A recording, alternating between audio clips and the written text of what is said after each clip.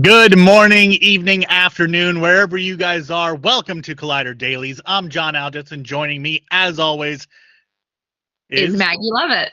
okay. One of these days, that's not going to be awkward. I'll figure it out. So today we've got a lot, but before we get into any stories, there is one thing that dropped this morning that I do want to at least talk about briefly. Yes. It wasn't able to make it onto the actual show doc. But it would have if it was released last night as opposed to this morning, and that is the Madam Web trailer. I watched it. I wasn't super impressed, but I also didn't hate what I saw. Maggie, what are your thoughts?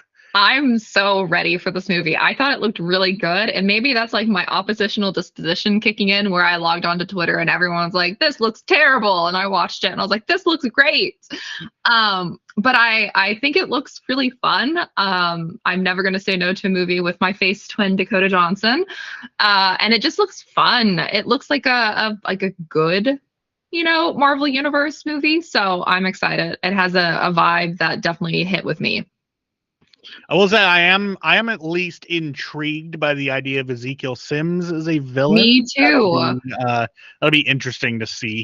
He's one of those Spider-Man characters that I don't think anyone ever talks about. So having him be in such a prominent role in a film, I think is going to be interesting. And I'm curious to see where that goes. And not to be totally on brand, but I was like, ooh, hot villain. I knew you were going to say something about that. That honestly kind of weirded me out because I like when I was first seeing the character, I was like, just not a hot villain. No, he's like an old dude who runs around barefoot. So I was horribly confused, and then they said his name, and I was like, oh, okay. Yeah, I was like, ooh, yassified Ezekiel Sims. Okay, I'm on board. Either way, I'm gonna watch it. Worst case scenario, it'll be probably at least better than Morbius. So like, the bar is real low right now for me. With ever beat Matt Smith dancing though? I mean, such an iconic moment in a movie. Sure, whatever you say. But anyways, to the actual news today, we're going to be talking about what is our middle story? Oh, right. Taika Waititi is not going to be involved with Thor 5, apparently. Mortal Kombat 2 is officially in production. But before all of that, let's dive into the just mess that is the SAG-AFTRA debates over their proposed contract, which they have the voting period, I believe, has started. Did it start yesterday or something? Yeah, it started. We have until December 5th to vote. Yes. There's a lot of discussion going on online, and most of it is centered around the AI portions of the contract, specifically the generative AI parts.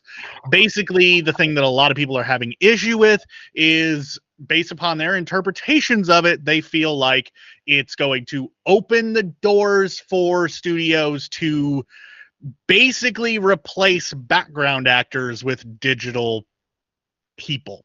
That might be sort of doom and glooming it, but I can definitely see where they're coming from. Maggie, you are actually a member of SAG-AFTRA, so I am. Let's get your take on this. Yeah, so I definitely have takes on this. One thing I do want to say, just like straight out of the gate, I don't think anybody should be telling any of the members to vote yes or no. I think this is something that each independent member has to do the research themselves and not rely upon biased threads from either side of this debate on Twitter. I think it is nothing but causing dissension, and that's obviously something that the studios want. They want us to be divided on this contract. I definitely think that the AI parts of the contract are better than I anticipated, because I definitely believe that this was going to be the make or break of the contract no matter what. And they've made some really solid points in the meeting, the members only meeting earlier this week. And I'm sure they'll, readdress this as we continue to have meetings with the membership. This was really something that it needs to be on the books now, because when we come back in 3 years to do the contract again, if we don't have something established now, we're not going to have a ground to stand on. And sometimes you have to make those, like, I don't want to say sacrifices, because that's not the right word for it, but sometimes you just have to realize where you have to, like, make the deal. This is all about negotiations. So if they saw that there wasn't going to be any way that we were going to have anything on the books, there's a reason why this is what it is. And I do think it's not bad because it establishes what terms mean, which is really important in law. Like it establishes what generative AI is, the differences between this and tiling. And there's also some stuff that I have the entire 18-page summary, which is obviously not the 800-page document that they're working on. It lays things out in a fairly easy to understand formula. And obviously this isn't like the final language. This is just the summary because 99% of the membership are not lawyers. They don't know how to do negotiations. Those who do negotiations have people who do that for them. And there's stuff in here that I've noticed that people have kind of decided to have it be like the hill to die on, particularly when it comes to background performers, something that I'm very familiar with, having done a lot of background work, where it talks about like there's exceptions to the consent, which is for like post-production, like editing, arranging, moving people around, fixing up makeup flaws, adjusting lip movements for if they switch to a different language, just to make it like easier for you to watch. These things already happen, and we don't really have anything to stop them from happening. So I think the fact that we're defining them now, like this is something that we can't really put the cork back on. Obviously, people who work in VFX and post-production move people around. They do tiling, they do all of this stuff already. So I personally think it's wild to see people like willing to die on this hill because this is already happening. But now we have it in writing, and we have like some, reactions to it if they do things wrong or if they don't give consent. So it's definitely a complex situation to be in the union right now while all of this is going down, because it's obviously something we have really strong opinions on. And I don't know. I think it's up to every single member to make the decision for themselves, because there are a lot of really good things in this contract that are long overdue in terms of like intimacy coordinators, making sure people have hair and makeup teams that actually know how to do their hair and makeup. There's just a lot of stuff in here that I think is not completely worth the sacrifice of going back to the table and maybe not getting any of these things the second time around. And like, honestly, it's probably one of those things. And again, I'm not in the union, so I can only, my ability to speak to this is fairly limited, but I wonder how much of it is people just their general fears and anxiety around 100%. AI in general. Because AI, like, it's terrifying. And if you don't understand it, and if you also don't have any concept of what happens in post-production naturally, a lot of the stuff would terrify most people. I mean, I know that I've certainly lost sleep over concerns regarding AI and our jobs. So like, I totally get where some of these people are coming from. Mike K raises a good question that I think is a fair one to ask. Do you think December 5th gives you enough time to have an informed decision? I would say yes, but of course that's, personally speaking, I was under no illusions that we were ever going to see the full 800-page document that they're still actively working on, because one, none of us are lawyers, and there's a lot of stuff there that would probably confuse more than help. I genuinely just assume we would continue to get really like well done summaries. I mean, they've already put out one, which is like an easy 2-page summary of just the artificial intelligence stuff. And then you have the 18-page summary of everything. And they've already said they're going to continue to add on to that. And they keep having both in-person and virtual meetings for people to ask questions. The emo line is working really well. The only thing that I could see being a hindrance for that December 5th date is social media. I think that there's a lot of voices both in the membership and outside of the membership that are causing issues and making things unclear. And we saw a lot of that during the strike as well. Those initial few weeks of people not knowing what they were allowed to do definitely continue to have like issues. So I think really it's a matter of listening to what is the facts and not what are just people's like opinions, which is always, as we know with social media, a very difficult, thing to wade through. This is a big discussion and is something that we are going to be covering this more as it develops as we get closer and closer to that December 5th deadline. So just be sure to pay attention to Collider.com and also this show, Collider Dailies. We will be discussing this more in the future. So as things are going along, we will make sure to be keeping you as up to date as we can. Now that we've gotten what might be the most stressful topic of the day out of the way, that of course being the Madam Web trailer. So stressful. Let's move into some of the lighter bits of news with our next topic, which is that Taika Waititi is saying that he is not going to be involved with Thor 5. There have been rumors floating around that Thor 5 is in the early stages of development, one of those sort of things where they're looking at what they might want to do with it, nothing really being done.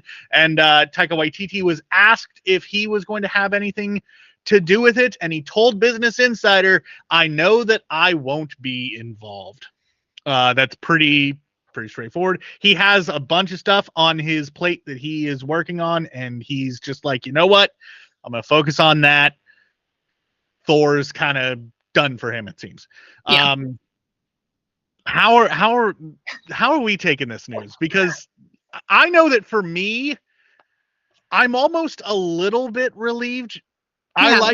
I like Taika Waititi a lot as a director. He's done some fantastic stuff. Hunt for the Wilder People is one of my favorite films of the last 10 years. I absolutely adore that movie. And I loved Thor Ragnarok, Love and Thunder, not as much.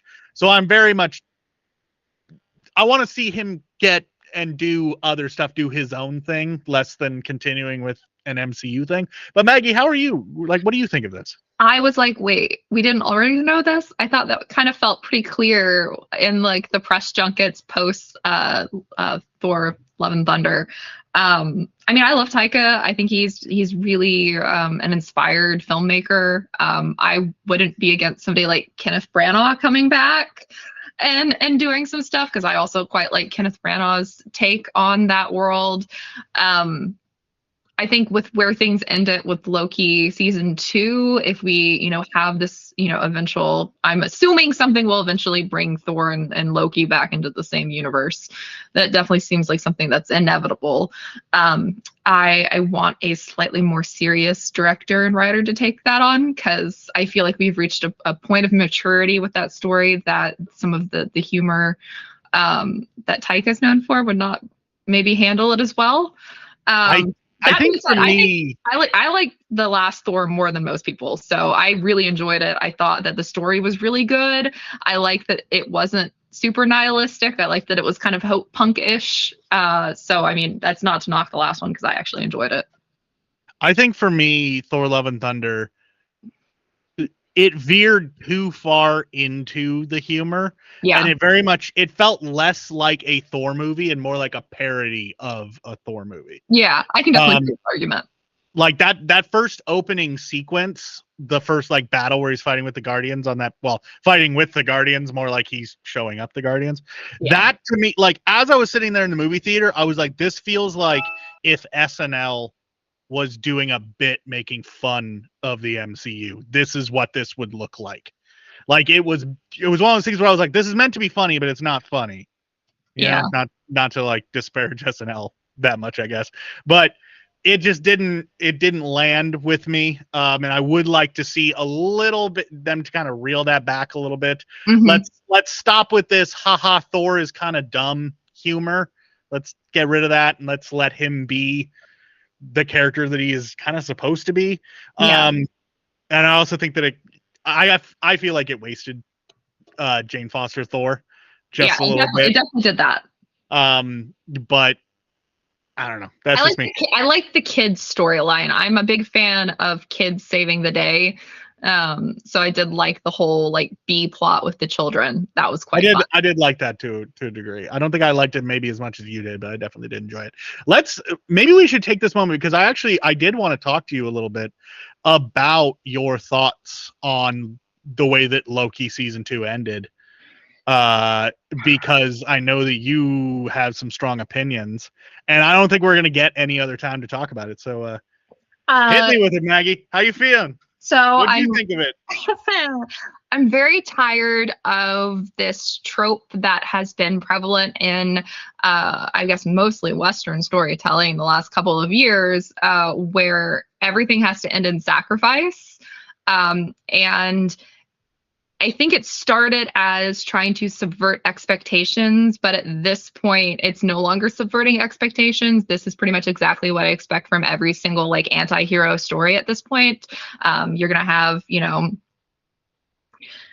I'm going to bring up Ben Solo. You're going to have Ben Solo just vanish into thin air. You're going to have, like, on Shadow and Bone, you have the Darkling's death. And then you have this with Loki turning into a tree. And it feels really, like, just in terms of, like, Loki, it feels really counterintuitive to the story that they were telling. Like, so much of Loki was about him no longer being alone and, like, having friends and having people who, like, actually respected him and trusted him and cared for him and loved him. And then to have him end up in complete isolation, completely cut off from them, and then them showing like Sylvie and Mobius seeming completely unaffected by the fact that like Loki is now holding together the limbs of time or whatever. To me, it just felt really weird. Like, I understand what they were going for, and I think to a certain degree, it could have worked if so much of Loki's story hasn't been people telling him he's going to end up alone. Like, from a storytelling point of view, if you continually have like a signpost like that, the goal is to then subvert that, not to just be like, yes, now you are alone. That's not how it works. Well, it's really depressing. It's sad. The world is falling apart. We need happier stories where characters get to have some semblance of like joy and not just becoming a tree. I understand what you're saying, but I feel like the subversion in that ending doesn't come down to necessarily the state that he finds himself in at the end, but the reason that he finds himself there. Because that's where I like that he made a sacrifice, because that's very paramount to Loki's entire arc within the MCU, really. But I guess it's just like the build up to that felt very depressing. And it was also in connection to some of the other issues where like Sylvie was such a wonderful character and she was very much nothing more than a prop this season. And I think seeing some of the stuff that like her actress has said about the like one female writer being like her lifeline this season, I think that says a lot about when you have a writer's room that's mostly men and mostly all the creatives are men, like the way that they view female characters, like that really makes me annoyed, because she was like the brightest spot of season 1 and like a really cool new character in the MCU. So I hope she continues, and I hope there's more female creatives involved in wherever her story goes. But yeah, I want to see Sylvie hang out with Thor. Yeah, I would love to would love to see that. If we don't get a reunion between Thor and Loki, I think Thor and Sylvie would be an entertaining encounter. They would get along really well, I think, because they would just be like, oh my god, did you know that thing that Loki does? Oh my gosh, let's just like brag on Loki. And Loki's just stuck as the tree watching it happen. I will say that like I enjoyed the ending. I kind of got what they were going for with the whole like, he winds up alone in the end, but he winds up alone for the people that he cares about, not for himself.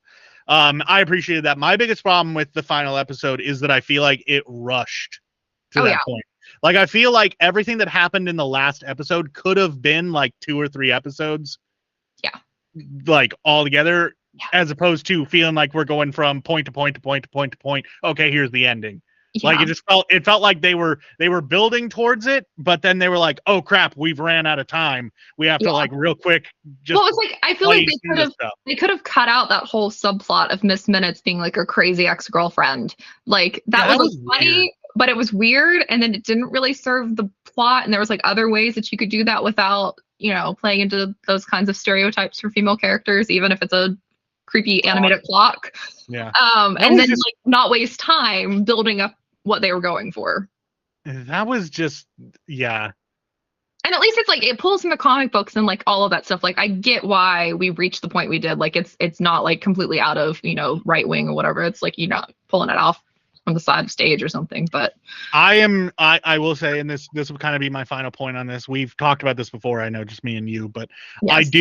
I do definitely feel like this will not be the end of Loki. I know that Hiddleston is kind of like, hey, I think I'm done, but I feel like if everything that I believe pans out the way that I believe it's going to, if we still do Secret Wars, because like at this point the future of what we're doing in the MCU seems to be like way up in the air. But if we do build a Secret Wars, I think that Loki filling the role of the Beyonder makes perfect sense. And so I think that we will see him again, and I think that might be where we get his happy ending. Fingers crossed. Yeah. I think that would be a worthy payoff. Like having it end the way that Secret Wars 2015 did, where it's, you know, he's helping the Fantastic Four rebuild the multiverse, and maybe Sylvie's there too. Like maybe she's hopping around with them. Like maybe that's the ending for those characters that they deserve. I think that would be pretty cool. But I don't know. We'll see. Speaking of franchises, moving on to our next topic for the day, Mortal Kombat 2 is in production. Yes, it is. I'm not gonna lie, I forgot this movie was happening, which is kind of a bummer because I liked the most recent Mortal Kombat adaptation quite a bit, probably more than most people, because I know that there were some people who were really not happy with it. I will say that as a fan of Mortal Kombat, I wasn't the most thrilled because there were like changes to the lore that I didn't quite jive with, but I understand that they were making a movie and changes are necessary. But the sequel to that is officially in production. We got some confirmation of that via Karl Urban's Instagram. He posted a picture of him hanging out with a bunch of the cast. For those of you who do not know, Karl Urban is going to be in the sequel, and he is playing Johnny Cage, my man, my main, the guy who I play in every Mortal Kombat game that he is in. I don't know why, I just love that smug son of a bitch. Like, do you like the casting? Are you happy with the casting choice? So I'm torn because, like, obviously I love Johnny Cage and I love Karl Urban. I have never been disappointed by anything he's ever been in, be it, you know, his role in the Lord of the Rings. I loved him as Bones in Star Trek. I even liked him as Cupid in Xena. Like, that's exactly what I was thinking. I was like, I loved him as Cupid. Like, that's, you know, I've always enjoyed him. That being said, I don't know, like, I haven't seen him yet play this, like, kind of borderline airhead, stuck up, snooty Hollywood type. So I'm a little, to me, it feels like he's playing against types, which could be interesting. And, you know, I'm going to trust Karl Urban that he's going to bring at least something fun to it. Yeah.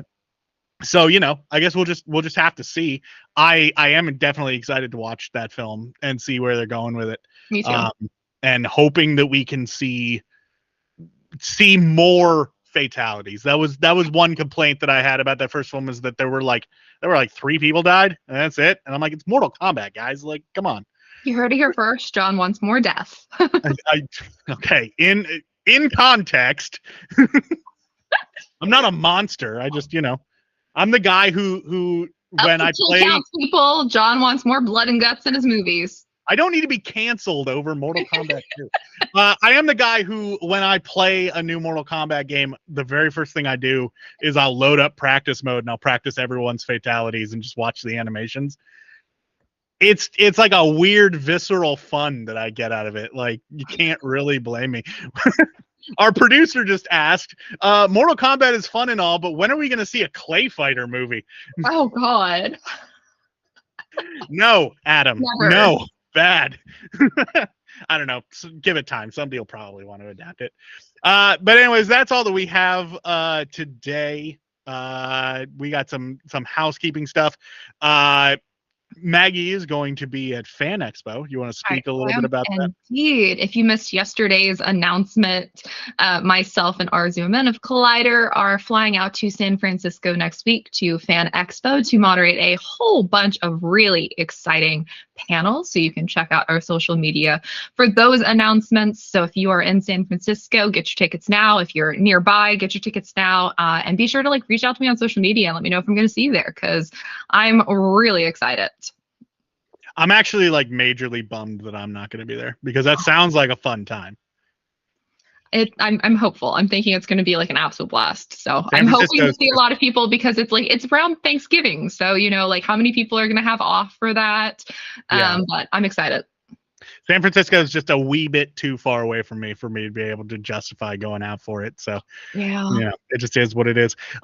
One more thing that we have going on. I'm doing No Shave November. As you might have noticed, I am fuzzy. I'm actually at the point of growing the beard out for this month where everything is itchy. Oh. And it is just the worst. I don't normally hit this point until the end of the month, but I didn't wind up shaving at the end of October, so I'm like already a good couple of weeks further along than I should be.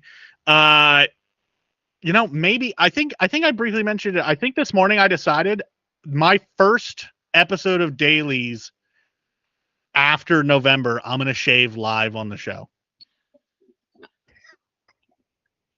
Like just cause I'm making such a big deal of it being No Shave November that I might as well. But anyways, I do No Shave November to raise awareness for prostate cancer. So you should hop over to the American Cancer Society at cancer.org.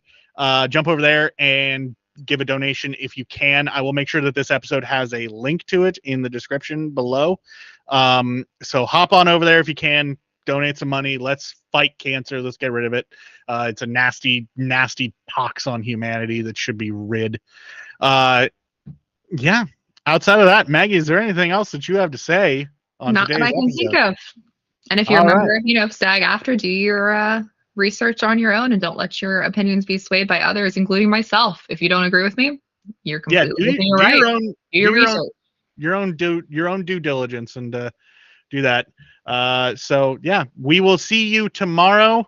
At this point, I don't know what the schedule is, so I don't even know who's on. It was supposed to be different people today too, but yes, I am not very shockingly. Yeah, shockingly. Things are changing. Somebody will be here tomorrow morning at 10 a.m. Pacific, so be sure to tune in to listen to whoever's here talk about cool stuff. It'll be fun. I guarantee you'll have a blast. But until then, I hope you have a magnificent rest of your day. Make good choices, be good people, and I'll see you next time.